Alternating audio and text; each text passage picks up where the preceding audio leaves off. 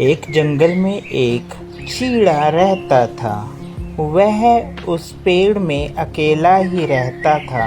अनाथ होने के कारण उसका कोई भी नहीं था और वह अकेला जंगल में घूमता, अपने लिए खाना इकट्ठा करता और अपने पेड़ पर आकर बैठ जाता। एक दिन चीड़ा पेड़ में अपने घोंसले में बैठकर आम खा रहा था।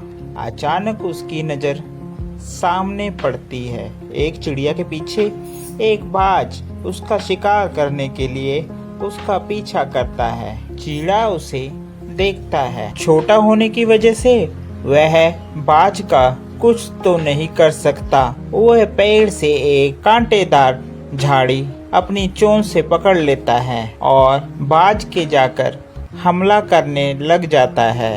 बाज चिड़िया को छोड़कर चीड़े के पीछे उसको मारने के लिए उसकी तरफ होता है तो चीड़ा तुरंत उस झाड़ियों से उसके सिर के ऊपर वार करता है। इतने में वहां पर चीड़े की मदद के लिए कौवे आ जाते हैं जो मिलकर बाज को भगाते हैं। बाज वहां से भाग जाता है। अरे चीड़ा, तुमने बहुत अच्छा किया इन सबको मारकर। तुम बहादुर हो, बहादुर। धन्यवाद आप सभी का भाई, धन्यवाद आप जो मेरी मदद के लिए आए। लेकिन वो चिड़िया गई कहाँ? कितनी नाशुक्र है वो। उसका बिल्कुल भी फर्ज नहीं था तुम्हारा धन्यवाद करने का। तुम्हें बिना धन्यवाद किए ही वह यहाँ से चली गई। कैसी चिड़िया है वो? चलिए कोई बात नहीं कौवे भाई, इसमें गुस्सा होने वाली बात नहीं है। उस चिड़िया के लिए मैं मदद के लिए आगे आया और भगवान ने मेरी मदद के लिए आप सभी को भेज दिया।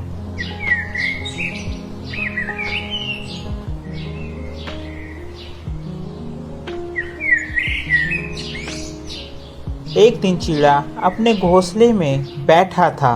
वह चिड़िया दूसरे दिन चीड़े के पास आई। आपका बहुत बहुत शुक्रिया, आपने कल मेरी जान बचाई।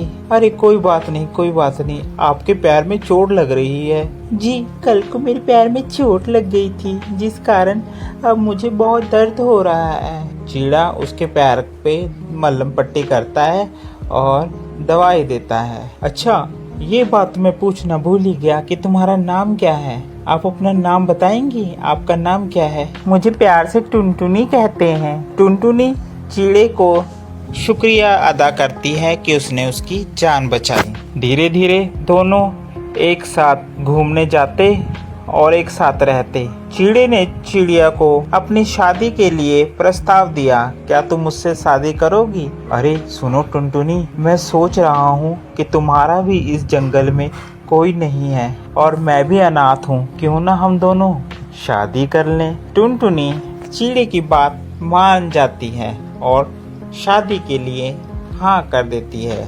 दोनों एक अच्छा सा घोंसला बनाकर वहाँ पर रहते हैं। ऐसे ही थोड़ा समय बीतता चला जाता है। एक दिन धीरे धीरे टुनटुनी का स्वभाव बदलता जाता है। सुनिए जी, मैं आपसे बहुत प्यार करती हूँ लेकिन आप मुझे बिल्कुल भी प्यार नहीं करते हैं। अरे नहीं टुनटुनी, मैं तुम्हें बहुत प्यार करता हूँ, सच में। तुम कहो तो तुम्हारे लिए मैं जान हाजिर कर दूं। नहीं नहीं, मुझे आपकी जान नहीं चाहिए। आप तो झूठे हो, झूठे।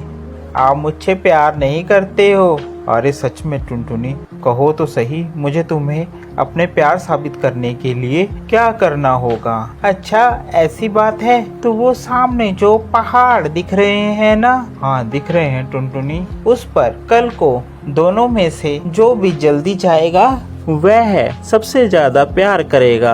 अगर मैं पहुंची तो मैं प्यार करूंगी, अगर आप पहुंचे तो आप प्यार करोगे। ठीक है टुनटुनी, मुझे तुम्हारी शर्त मंजूर है। टुनटुनी उस दिन गुस्से में घर छोड़कर अपनी सहेली के पास चली जाती है और चीड़ा उसी रात शाम को वह निकल लेता है पहाड़ों पर। वह दिन ढलते ही वहां पर पहुंच जाता है। अब पहाड़ों में ठंड ज्यादा हो रही थी जिस कारण वहां का वातावरण ठंडा हो गया और चिड़े को सारी रात ठंड में काटनी पड़ी, जिस कारण वह बेहोश होकर नीचे पहाड़ों पर गिर गया और मर गया। दूसरे दिन टुनटुनी चिड़िया उड़ते हुए उस पहाड़ पर आती है।